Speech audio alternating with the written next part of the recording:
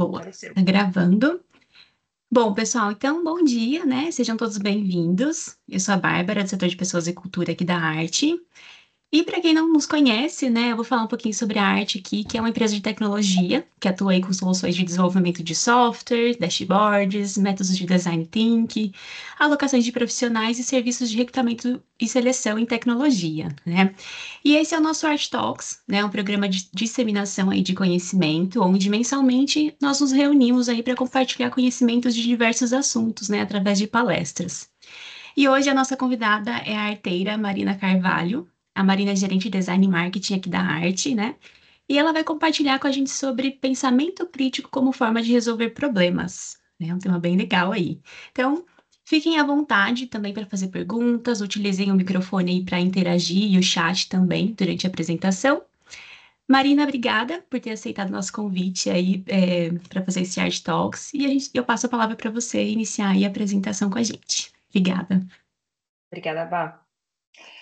Vou compartilhar minha tela aqui. Vocês já estão enxergando a minha tela? Sim. Legal. Então, gente, normalmente quando a gente fala sobre pensamento crítico, né, muitas pessoas entendem ou entendem da forma que querem entender, né, sobre pensamento crítico.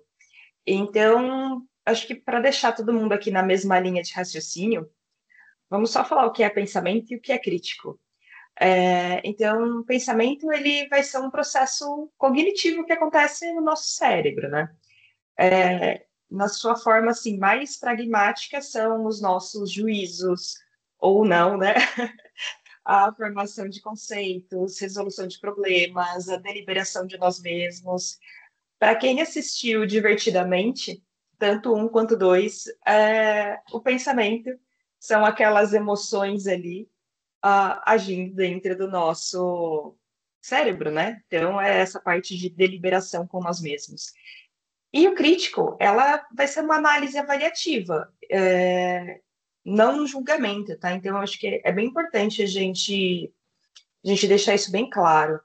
A crítica é diferente de julgamento. A crítica ela vai ser baseada em fatos e não em opiniões. Quando a gente julga alguém, isso é baseado em nossas opiniões. Quando a gente critica alguém ou algo, é baseado em fatos, tá? Então a gente retira todo o nosso componente emocional para fazer uma crítica, realizar uma crítica.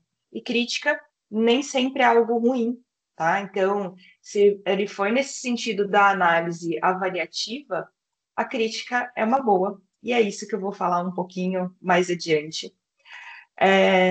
Então, falando só um pouquinho de mim aí, eu me considero uma pessoa bem curiosa, criativa na maioria das vezes, não para fazer tudo, mas em algumas coisas. E eu me considero bem inquieta. E essa curiosidade, essa inquietude me levou a conhecer lugares maravilhosos que eu estou apresentando para vocês aqui. Então, eu gosto muito de fazer trilha e me conectar com a natureza. E aí vocês podem até pensar que, nossa, mas isso não tem nada a ver com pensamento crítico. Na real tem, porque o pensamento crítico, ele é feito também da nossa história, da nossa vivência, das nossas experiências, do que a gente lê, do que a gente absorve, do que a gente consome, tá? Então, quanto mais você conhece outras culturas, você conhece outras pessoas, outros lugares e tem experiências, você aumenta o seu conhecimento. E para começar, eu trouxe uma frase do Sêneca, que ele fala que o homem comum considera mais fácil acreditar do que analisar. E ele contenta-se com o que é habitual, nunca avaliando se isso é bom ou não. Para quem não sabe, Sêneca foi um grande filósofo do Império Romano no século I da Era Cristã. Olha quanto tempo faz que Sêneca falou isso. E sempre que eu paro para ler essa frase, ela nunca me parece tão real como hoje. Quanto mais a gente evolui, parece que mais a gente deixa de pensar criticamente, mais a gente acredita naquilo que a gente vê. Por isso que Sêneca, assim como Epiteto e Marco Aurélio têm a sua sabedoria, assim, muito atemporal. E se vocês quiserem entender um pouquinho mais sobre isso, essa frase é do livro A Sabedoria dos Estoicos, escritos selecionados de Sêneca, Epiteto e Marco Aurélio. É bem legal. E essa frase é para a gente começar a nossa reflexão aqui, né? E então, eu falei ali no início, né, que o pensamento crítico é a gente juntar esses fatos. Então, para juntar esses fatos, a gente precisa analisar várias informações e chegar em algo fundamentado por argumentos, baseado em fatos e não em opiniões. E o conceito de pensamento crítico, ele é estudado há mais de um século. E ele recebeu a primeira definição pelo filósofo norte-americano John Dewey, em 1910. E que também ainda é aplicado para os dias de hoje. E o pensamento crítico, né? Ele também pode ser entendido como uma forma de questionar os dados, os mais variáveis possíveis em todos os níveis. Tudo quando a gente fala de negócio, quanto da nossa vida pessoal, né? Nossa vida profissional. E eles vão nos ajudar a suportar uma boa decisão. O pensamento crítico, ele sempre vai ser uma análise de informações. E por que que isso é importante? E eu vou falar isso, vou repetir isso algumas vezes durante aqui o nosso papo. Porque é por meio dessa análise de informações que a gente consegue tomar uma decisão. E muitas vezes essa análise de diferentes pontos de vista faz a gente mudar de perspectiva. Por exemplo, agora vocês podem estar se perguntando por que que tem um cavalo aqui no meio da minha apresentação, né? Então, aqui o rosto do cavalo, a crina do cavalo. Quando eu mudo de perspectiva e viro essa imagem, a gente não tem mais um cavalo, a gente tem um sapo. Então, quando a gente muda a nossa perspectiva, a gente consegue enxergar algo diferente. Para quem aqui ainda não viu o sapo está aqui na lagoa. E se você virar a imagem de novo, é o cavalo. E muitas vezes, né, sem perceber, na sensação de urgência e da gente chegar logo nos resultados que a gente espera, a gente tira a nossa capacidade de enxergar a essência, o primordial, aquilo que é importante nas situações do nosso dia a dia, né? Nos processos, nos negócios, nos planejamentos, na nossa vida de uma forma geral. E os princípios fundamentais, né, do pensamento tratam do exercício contínuo de indagar e buscar novas formas de olhar aquele problema que está na nossa frente, né?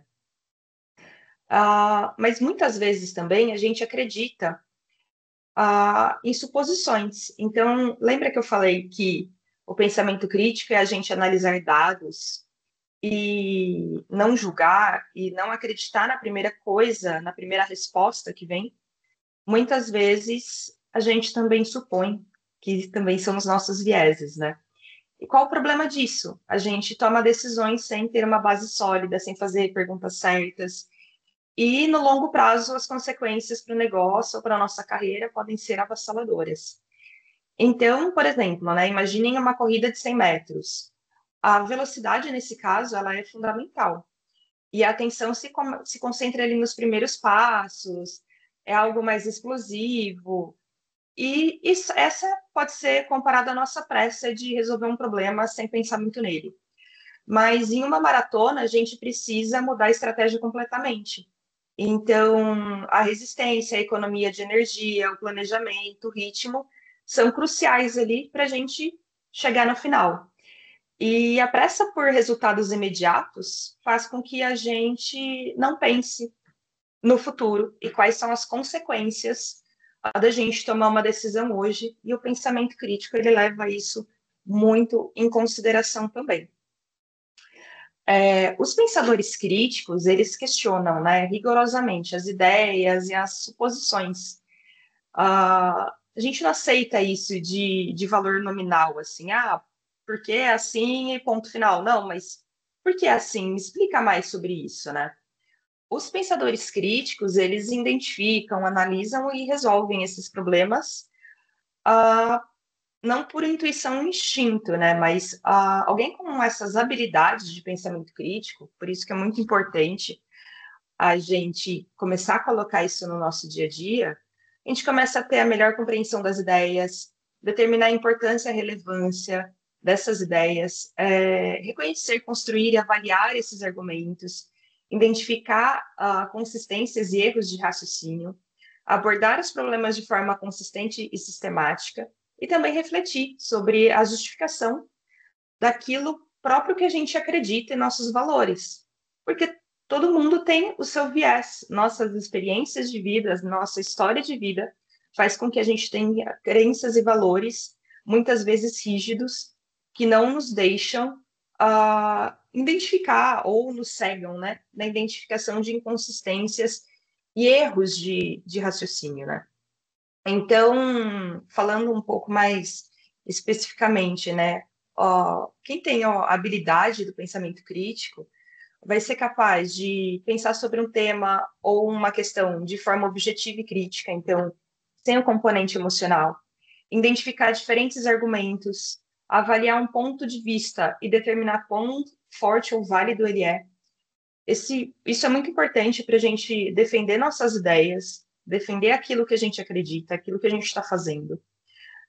Reconhecer fraquezas também no que as outras pessoas estão falando, para a gente entender melhor esse argumento e não levar aquilo para a gente mesmo. E observar, né, as implicações por trás de uma declaração e um argumento. Eu sei que pode ser bastante coisa, mas eu vou falar agora para vocês. Vou tentar levar vocês um pouquinho nessa linha de raciocínio para ser algo mais prático. E é claro que, falando tudo isso, né, a gente precisa partir do princípio que somos todos seres humanos, temos emoções, temos sentimentos, portanto, a gente não vai pensar criticamente a todo momento da nossa vida. Esse nem é o propósito daqui, até porque acho que a gente teria que dormir muitas horas por dia para o nosso cérebro funcionar tanto assim criticamente. E até pensando assim, quando a gente é afetado pela raiva, pela tristeza, pela ansiedade, obviamente a gente não vai conseguir realizar esse processo de pensamento crítico. Mas, por outro lado, a boa notícia é que a nossa capacidade ela vai variar de acordo com a nossa mentalidade atual. Então, a gente consegue colocar esse processo de pensamento crítico na nossa vida. Espero que vocês estejam comigo ainda para fazer um exercício simples e rápido. Prometo que ninguém vai precisar abrir o microfone, que eu sei que é um pouquinho difícil, mas espero que vocês consigam refletir sobre o que eu vou falar agora.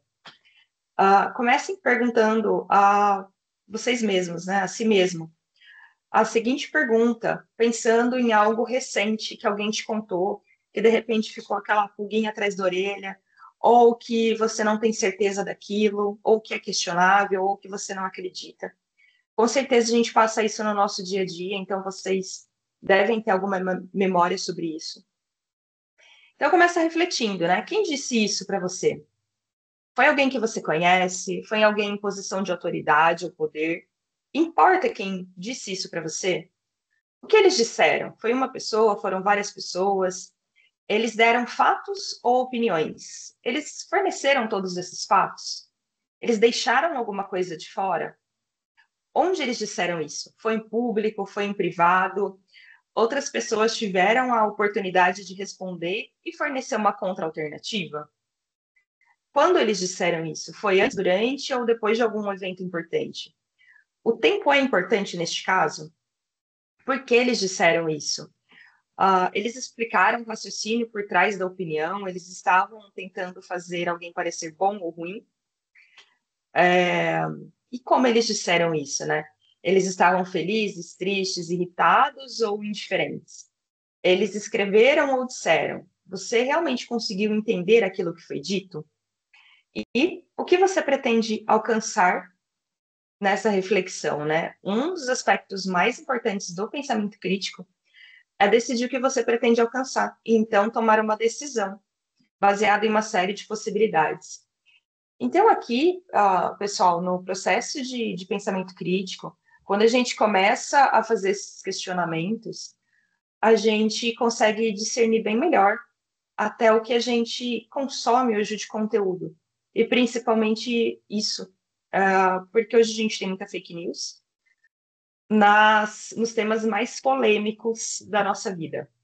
Política, religião, até Olimpíadas. Então, quando alguém disser alguma coisa, será que a gente consegue, por um instante, deixar emoção de lado e analisar esses fatos? Será que a gente consegue se livrar um pouco da fake news? Ainda mais quando a gente fala hoje de IA que consegue gerar vídeos fakes para a gente, textos fakes, pensando que a IA ela foi feita para sempre nos dar uma resposta, então ela inventa respostas.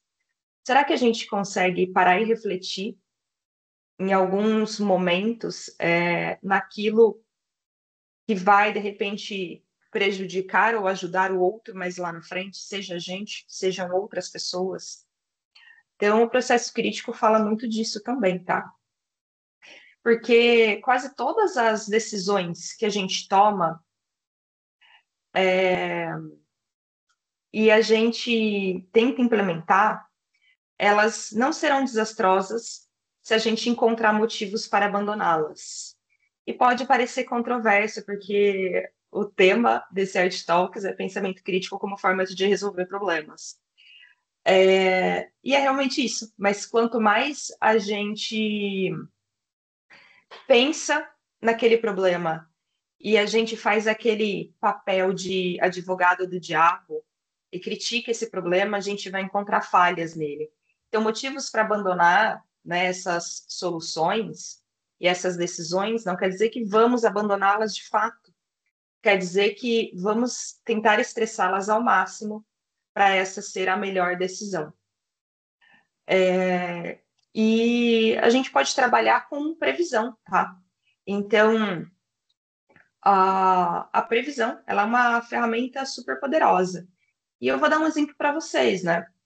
A mudança de uma atividade empresarial, por exemplo, para um novo local, ela pode melhorar consideravelmente um produto, mas também pode levar à perda de colaboradores, se essa distância percorrida for muito grande. Então, levando isso para o cenário da arte, por exemplo, quando a gente estava na pandemia, no início da pandemia, a diretoria se reuniu e falou: vamos todo mundo para o home office. A gente ficava, para quem conhece Campinas, na Avenida Norte Sul, e tínhamos o anexo, que eram 5 andares, que a gente alugava. Não tínhamos mais ninguém indo para a empresa, todo mundo trabalhando de casa. Mudamos de lugar, hoje a gente está no Polis de Tecnologia. E lá no Polis é longe para algumas pessoas, não passa muito ônibus, a maioria é fretado e tal. Será que se a gente tivesse no presencial, as pessoas que estão trabalhando hoje aqui continuariam trabalhando aqui, sendo que elas precisariam se deslocar até o Polis? A gente não sabe. Então, se fosse uma decisão trabalhar no presencial, esse seria um impacto que a gente precisaria começar a prever. Por isso que é importante, no pensamento crítico, a gente também olhar para a previsão, para a gente tomar as melhores decisões, resolver esses problemas de forma eficaz e viver uma vida mais tranquila também, porque a gente começa a se preparar para o inesperado, que são as nossas variáveis incontroláveis, reduzir o estresse e também a ansiedade. E é claro, né, como nem tudo é muito fácil na vida, no pensamento crítico a gente também tem alguns obstáculos psicológicos e algumas falácias de raciocínio que enganam até as pessoas mais inteligentes, tá? Então, quando a gente fala aqui, né, de viés de confirmação, por exemplo, um torcedor de um time de futebol, pode ser qualquer um, tá? Ele vai buscar somente notícias e opiniões que confirmem a superioridade do seu time e vai ignorar qualquer evidência em contrário. E quando a gente fala em heurística, a heurística é muito utilizada no design, mas no aspecto do design ela faz sentido, porque são os atalhos mentais que a gente utiliza para simplificar uma tomada de decisão. Mas imagina, né, que após ver várias notícias sobre acidentes de avião, uma pessoa não quer mais viajar de avião, estima o risco do avião mesmo sabendo que estatisticamente é um transporte muito seguro, mais seguro do que andar de carro. A gente tem também um obstáculo que é o enquadramento. E o efeito de enquadramento, ele nos faz responder de forma diferente às circunstâncias idênticas. Então, a gente foca naquilo que a gente quer em um determinado momento, sobre um mesmo assunto, o mesmo tema, e em outro determinado momento, a gente muda o nosso foco. Isso é muito utilizado em campanha publicitária, onde a gente utiliza, por exemplo, gatilhos de urgência, de escassez, para as pessoas tomarem decisões impulsivas, né? E temos também as falácias comuns, que são maneiras com que a gente, no geral, encontra para ter um raciocínio não lógico. Por exemplo, aí, continuando no assunto do fake news que eu falei no slide anterior, acreditar em um produto milagroso porque um famoso ou um influenciador endossa, embaixador dessa marca. Ou então, desqualificar uma pesquisa científica por causa de afiliação política do pesquisador. É uma falácia comum também.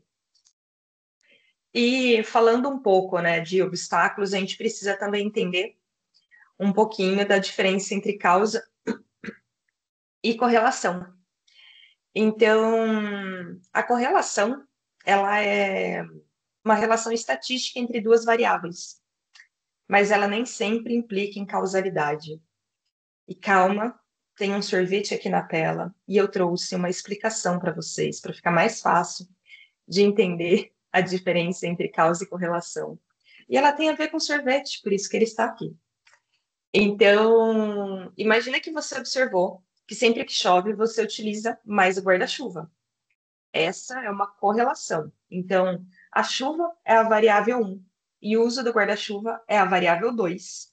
E eles estão ligados. Quando a chuva aumenta, você utiliza mais o guarda-chuva.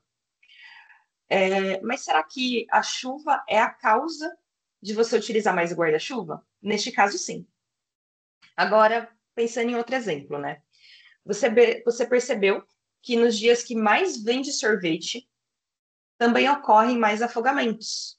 Existe uma correlação entre a venda de sorvete e os afogamentos? Não, né? Não tem como correlacionar essas duas estatísticas, essas duas variáveis.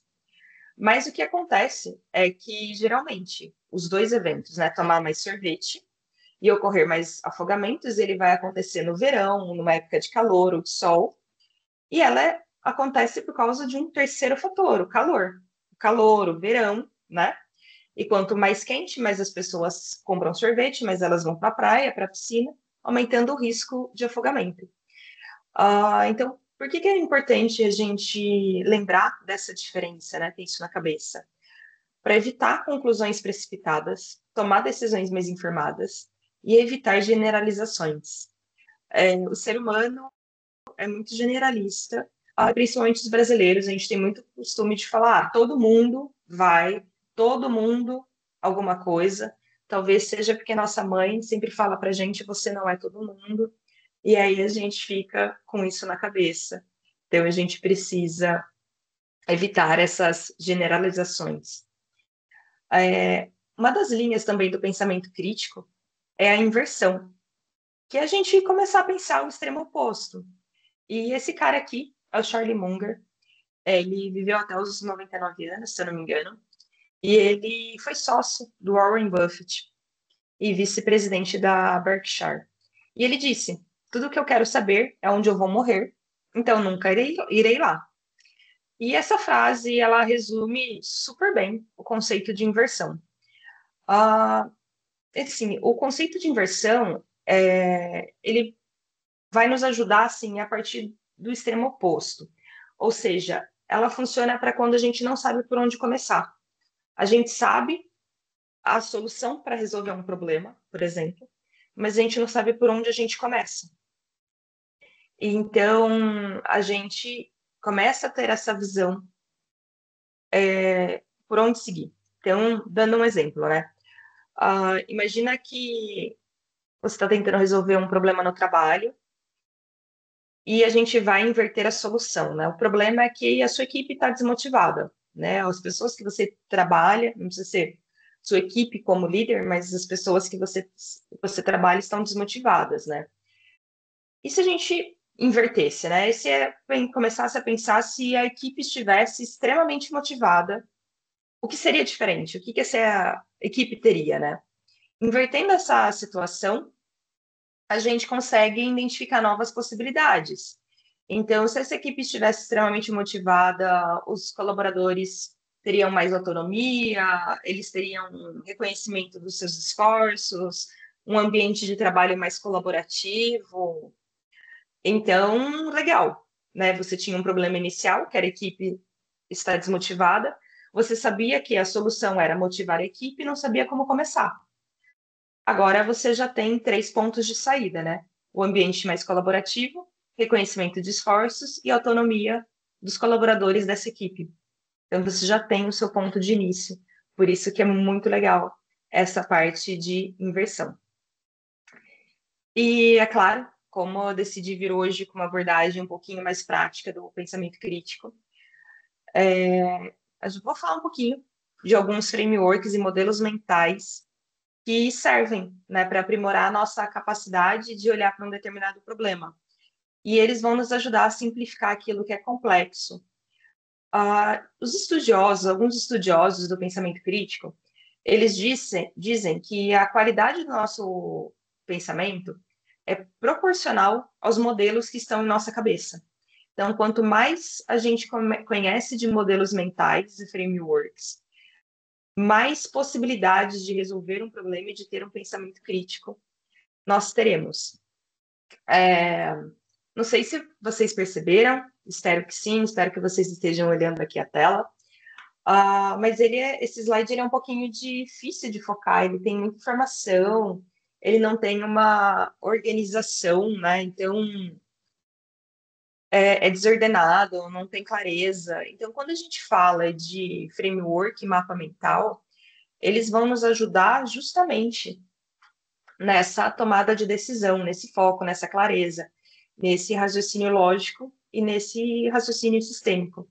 Então, quando eu tiro todo o ruído de trás da tela, a gente consegue focar e entender o que está escrito, né? Então, aqui está falando que um modelo mental é simplesmente uma representação de como algo funciona. Não podemos manter todos os detalhes do mundo em nossos cérebros, então usamos modelos para simplificar o complexo em pedaços compreensíveis e organizáveis. E a gente começa a delimitar o problema e resolvê-lo por partes. Então, hoje eu trouxe aqui para vocês né, dos modelos mentais, que é a árvore de decisão. Então, eu tenho certeza que já aconteceu isso com todo mundo, que às vezes a gente se pega pensando em todas as possibilidades para tomar uma decisão e de repente a gente se confunde mais, né? A ferramenta de árvore de decisão ela é perfeita para a gente organizar essas ideias e também visualizar, né, todas as opções de forma clara. Então, imagina que você precisa escolher um curso novo. Olha, não sei se eu faço A, se eu faço B, se eu faço C, eu gosto de tudo, quero ver tudo. Com uma ferramenta de árvore de decisão, você pode criar um mapa com todos esses cursos, os prós e contras, e calcular custo-benefício, né? E você pode utilizar isso para qualquer tipo de decisão, por exemplo, até para você planejar suas férias. Não sei se eu quero ir. Vou pegar aí o que o Hans falou no início, Lençóis Maranhenses ou Patagônia. Usar uma árvore de decisão. E vocês podem utilizar também a IA para fazer brainstorming, explodir cada vez mais esses cenários. Então, aqui, ó, eu falei assim: nossa, tem muita coisa para falar sobre pensamento crítico. Que linha eu sigo? Eu utilizei o Mapify, nesse caso, para me ajudar com os tópicos, com a árvore de decisão. Mas vocês também podem fazer isso no Miro ou no Gitmind. É, o Miro tem uma versão free, o Gitmind e o Mapify tem uma versão free, mas tem uma quantidade de créditos que você pode utilizar, depois fica pago, mas sugiro explorar as três e ver quais vocês gostam mais. É bem legal. E também tem o círculo de competência, né? Então, se você já parou para pensar, né, naquilo que tudo que você domina, isso faz parte do seu círculo de competência, né? Ele é como um mapa que vai mostrar tudo aquilo que a gente sabe fazer muito bem, aquilo que envolve nossas habilidades, nossos conhecimentos. Quanto maior o círculo, maior a nossa área de domínio. E por que que é importante a gente saber disso, né? Warren Buffett, ele costuma dizer que conheça o seu círculo de competência e permaneça dentro dele. Quer dizer que eu não vou aprender nada novo? Não, não é isso. Quer dizer que tem coisas que não tem, a gente não tem controle. Então, não adianta querer aprender aquilo para tentar controlar. São variáveis incontroláveis na nossa vida, tá? E por que que é bom a gente seguir esse conselho, né? Para evitar erros, para aumentar nossa confiança, economizar nosso tempo e energia, para a gente focar naquilo que mais importa. E para construir um círculo de competência leva tempo, então experiência leva prática, mas a gente pode começar fazendo algumas perguntas, né? O que eu amo fazer? Quais são essas atividades que me dão mais prazer? Em que eu sou naturalmente bom? Quais são as minhas habilidades quase inatas? E quando alguém vem me pedir ajuda, essa pessoa vem me pedir ajuda para quê? Então, é como as pessoas também reconhecem você. E quais são os seus maiores sucessos até agora? Então, a partir disso, a gente começa a identificar, né? O que você sabe importa para o seu negócio e você pode controlar. E aqui você pode substituir negócio por vida profissional, vida pessoal, tá? O que você não sabe importa para o seu negócio, mas você não pode controlar. Então, só esteja preparado para isso. E o que você não sabe não importa para o seu negócio e você não consegue controlar. Muitas vezes a gente se preocupa muito com isso aqui, ao invés de aumentar o nosso círculo no que a gente sabe e importa, ou no que a gente não sabe e importa e a gente não pode controlar. E aí, nisso, a gente forma o círculo da competência, onde a gente começa a ter controle, entender se aquilo faz sentido para a nossa vida e dar a importância devida ou não para aquilo. Isso nos ajuda a diminuir a ansiedade, nos ajuda a evitar erros, aumentar a nossa confiança, tomar decisões mais inteligentes e alcançar mais sucesso em todas as áreas da nossa vida. E também tem a ferramenta 5 porquês, que ela é conhecida como um modelo simples e bem eficiente para investigar as razões de uma determinada situação, né? Então, eu trouxe aqui um modelo para vocês. Deixa eu trazer para cá. Peraí. Beleza. Depois, esse modelo a gente vai mandar no chat para vocês e vocês podem fazer uma cópia e utilizar. Então, os 5 porquês numa aplicação prática. Então, o problema é a falta de engajamento dos colaboradores, e o contexto é: os colaboradores estão menos participativos nas equipes do Teams. Aqui a gente tem, né, os porquês. Aqui pode ir até 10, mas normalmente a gente para em 5. Os 5 porquês, o motivo. Aí depois aqui do lado a gente tem ação corretiva, responsável e prazo. Então a gente começa com a primeira pergunta: por que os colaboradores estão menos engajados? Motivo: porque o conteúdo não é relevante para o dia a dia deles. Segundo porquê: porque o conteúdo não é relevante. Motivo: porque não há uma conexão clara entre o conteúdo e os objetivos individuais da equipe. O terceiro porquê: porque não há conexão entre o conteúdo e os objetivos. Porque o processo de criação do conteúdo não envolve os colaboradores, ou seja, não há participação ativa deles. O quarto porquê: porque não há participação dos colaboradores na criação do conteúdo. Porque não existe um canal aberto de comunicação para que os colaboradores sugiram temas e deem feedback sobre o conteúdo. E o quinto porquê? Porque não existe um canal de comunicação aberto. Porque a cultura da empresa não incentiva a participação e a colaboração dos colaboradores. Então, vocês viram que a gente tinha um problema, um contexto, e a gente chegou na raiz desse problema nessa simulação? E quais ações corretivas a gente pode ter neste caso? Criar canais de comunicação, envolver os colaboradores na criação de conteúdo, alinhar o conteúdo com os objetivos da empresa. E aqui o responsável, pessoas e cultura, prazo 1 mês. Calma, Baiká, isso aqui é só uma simulação que eu fiz com o IA. O certo é a gente entrevistar as pessoas para fazer isso. Neste cenário aqui, em algum outro cenário você pode fazer isso sozinho. Então, é uma ferramenta super fácil. Ela vai nos ajudar a registrar o problema, né? E analisar a última resposta, que é a causa, né, e o efeito. E normalmente, quando a gente tiver uma ação corretiva, para a quinta linha do porquê, ela vai resolver todos os porquês de cima. Se ela não resolver, você pode também fazer uma ação corretiva para algum outro porquê que está ali em cima. E a gente tem também o Círculo de Ouro. Acredito que algumas pessoas já viram. Ela foi uma metodologia criada pelo Simon Sinek, que ajuda empresas e líderes a gerar impacto através do seu propósito. Mas isso serve também para a nossa vida, tá? Então, sempre que eu vejo um framework ou algum modelo mental, eu vejo se eu consigo trazer ela para o meu dia a dia e normalmente é possível fazendo algumas modificações. E na teoria, né, do Círculo de Ouro, o Simon Sinek ele enfatiza que muitas pessoas, empresas, sabem o que fazem, como elas fazem, mas elas não sabem o porquê elas fazem. Uh, então, isso é um pouquinho ruim, né? Se a gente parar e pensar e justamente saber o porquê é o que nos leva a ter um pensamento crítico, né? Entender o porquê a gente está fazendo algo.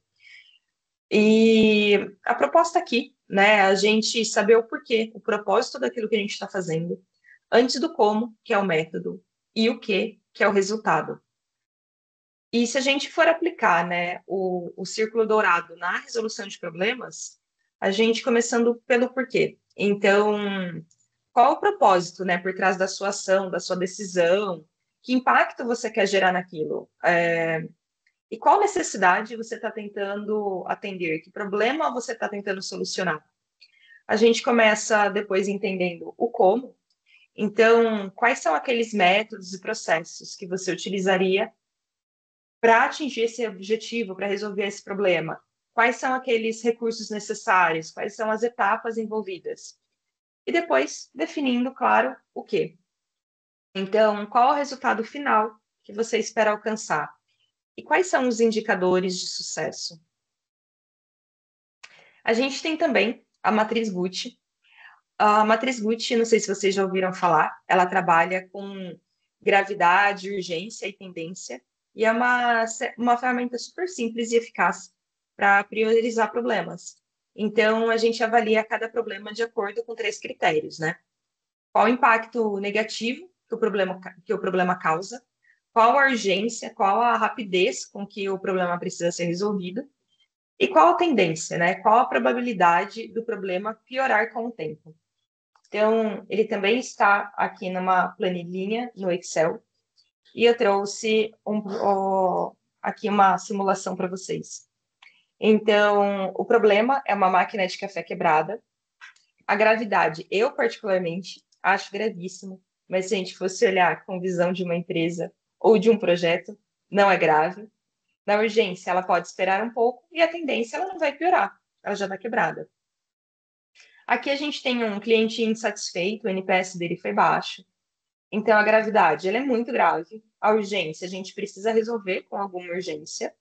Mas, na tendência, ela vai piorar em pouco tempo. Ela não está piorando neste momento. E a gente tem aqui um outro problema, que é um sistema de estoque falhando. A gravidade dela é gravíssima, precisa de uma ação imediata e vai piorar rapidamente. Então, aqui a gente tem a prioridade final. Então, primeiro, a gente precisa tratar o sistema de estoque. Um sistema de estoque falhando pode ser que eu tenha mais clientes insatisfeitos, tá? Então, ele vai para a segunda prioridade e a máquina de café vai para a última prioridade aqui. Super fácil de utilizar a matriz Gucci também. E temos a última matriz que eu trouxe hoje, que é a matriz Rice, que ela nos ajuda muito a priorizar iniciativas, principalmente quando a gente está falando de contexto ágil e desenvolvimento de produtos. Esse aqui é bem legal para a galera de desenvolvimento, para os POs, para os designers. Então, imagina que você acabou de fazer um workshop de design, de levantamento de requisitos, e você precisa saber, olha, tenho várias prioridades aqui, por onde eu começo? Porque essa é a nossa vida, né? Você pode utilizar a matriz Rice. Então, você vai ver o alcance, né? Quantas pessoas serão impactadas pela iniciativa, qual o impacto dela, qual a magnitude desse impacto, qual a confiança, né? Quanto tempo e recursos são necessários para implementar essa iniciativa também, que é o nosso esforço, né? Então, aqui também eu trouxe um exemplo. Aqui a gente tem, por exemplo, uma solução que foi tirada desse workshop de design, né? Novas ferramentas de relatórios, responsável, time de dados, qual é o alcance? 5, o impacto é 3, a confiança naquele impacto, naquele alcance. Estou mais ou menos confiante nisso. 0,5 e qual o esforço? E o resultado ele vai te dar aqui na frente. Integração com um novo sistema de pagamento, responsável time de produtos. O alcance é 6, o impacto é 3, a confiança nessa minha estimativa inicial é 1 e o esforço é 5, o esforço é grande. Então, nosso resultado, 3,6. Melhoria na interface do usuário, responsável time de design, o alcance 5, o impacto 2, a confiança 0,8, está mais ou menos ali, e o esforço 3, resultado 2,6. Então, a gente começa porque tem a maior nota, tá? E vai priorizando dessa forma na matriz Rice. E, assim, como a gente pode utilizar ela no pensamento crítico? Mais ou menos da forma que eu expliquei. Tá? A gente começa listando todas as ideias, esses projetos que a gente precisa avaliar. Avalia cada iniciativa utilizando o alcance, o impacto, a confiança e o esforço. Ordena essas iniciativas, né? Analisa esses resultados, toma decisões e é importante sempre revisar regularmente, principalmente quando a gente está falando de produtos, de sistema, porque às vezes a gente lança uma funcionalidade nova ou corrige uma funcionalidade implementando melhorias, só que isso gera um outro impacto, que a prioridade era baixa, e agora essa prioridade aumenta e ela precisa ser revisada. E é isso que eu tinha para falar hoje. Eu trouxe uma frase aqui, que é do livro Os Grandes Modelos Mentais, Conceitos Gerais do Pensamento. E ele fala, né, quanto mais lentes são usadas em um determinado problema, mais a realidade se revela. Então, isso quer dizer que quanto mais a gente olhar um problema com diversas perspectivas, diversos fatos, sair da nossa bolha, deixar nossos vieses de lado e procurar, inclusive, opiniões contrárias à nossa, mais a gente consegue chegar a fundo do que realmente é um problema. E muitas vezes, quando a gente acha que tem um problema que precisa se resolver, esse problema não existe.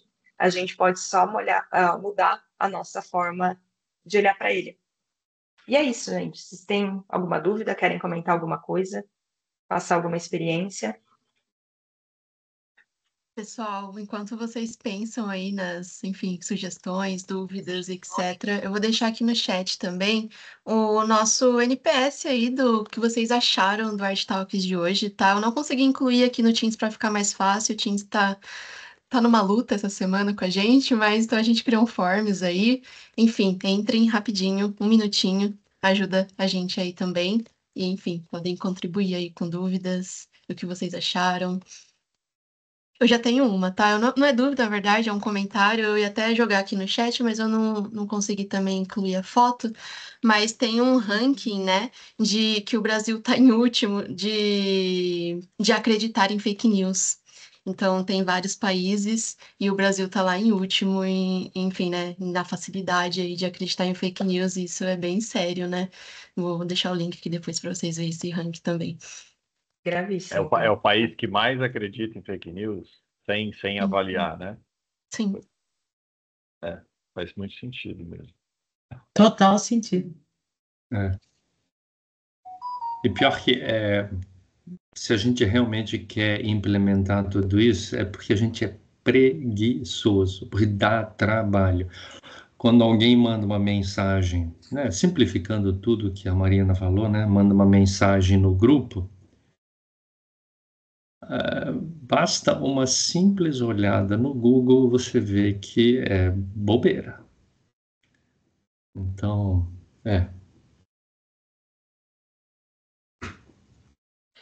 Mais ou menos, Marina. Sansa. A minha tia, que é idosa, todo dia ela vem com alguém que morreu. Você viu que fulano morreu? Eu falei, tia, não morreu. A partir de agora você já saiba que não morreu, que se morrer alguém eu te aviso. É complicado isso. Pede para ela fazer uma listinha, né? Tia, Não, ela quem fica se com o celular preocupa na que mão. morrer? Quando morrer, eu te aviso. Ele faz Não, check. e assim, e o duro é que assim, ela acredita. Ela fala, mas passou o velório. Eu falei, não era dessa pessoa, tia, pode ficar sossegada que não era, não é verdade. É complicado isso, assim, com as pessoas mais idosas, tal. Eles tendem a acreditar mesmo em tudo. Marina, só uma dúvida, Marina.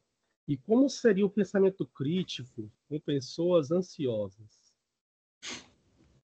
Você pode trabalhar justamente por isso que é importante a gente ter frameworks e metodologias. Que assim, eu não posso te falar exatamente das pessoas ansiosas de forma psicológica ou aquelas pessoas que têm ansiedade grave, tá? Eu não estou apta para isso. Mas os frameworks e as metodologias, elas têm um processo a ser seguido. Então, se a pessoa conseguir se concentrar naquele processo, nessas ferramentas, nesses frameworks, sem pular etapas, ela consegue chegar na conclusão, na resolução do problema do pensamento crítico, tá? Utilizando o processo de pensamento crítico.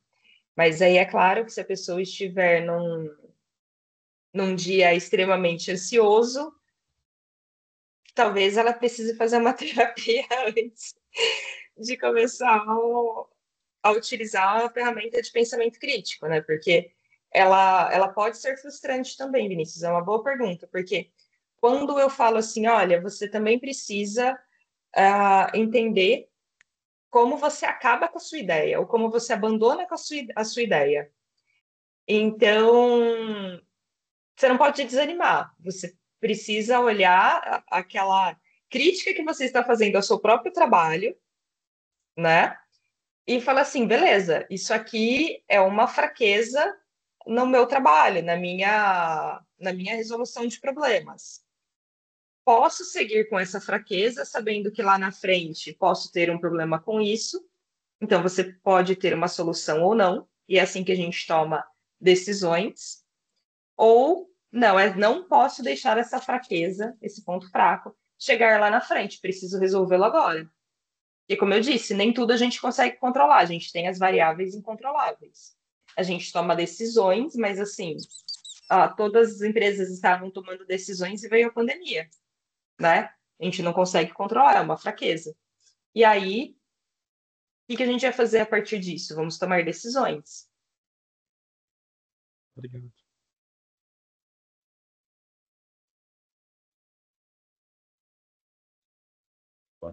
Mais alguma coisa, pessoal? Não? Vou agradecer só. Então, obrigada pela participação de vocês. A gente vai mandar, acho que a Cá não conseguiu, né, Cá? A gente vai mandar a apresentação e também aquelas planilhas em Excel que eu mostrei para vocês. Elas estão bloqueadas para edição, então é só vocês fazerem uma cópia, tá? E aí vocês podem começar a utilizar no dia a dia, e se vocês tiverem dúvidas em como utilizar no dia a dia, ou quiserem outros frameworks para resolver algum tipo de problema, se eu não conhecer, posso ajudar a pesquisar também. Vai ser muito legal essa troca. Deixei aqui no chat os links. Não tá me deixando anexar apresentação, então depois a gente tenta aí também compartilhar com vocês. Rolem aqui o chat, tem uma pesquisa, né, para também vocês responderem com a nota de satisfação de hoje. Bom, pessoal, muito obrigada. Obrigada, Marina. Gostei bastante. Além de apresentar aí questões inquietas, né? Também apresentou soluções. Então, a gente trabalha em cima delas. Obrigada, pessoal, pela participação de todos. Obrigada, gente. Tchau, pessoal. Tchau, tchau. Obrigada, Marina. Até Tchau, mais. obrigada. Valeu, tchau, tchau. Obrigada, tchau, tchau.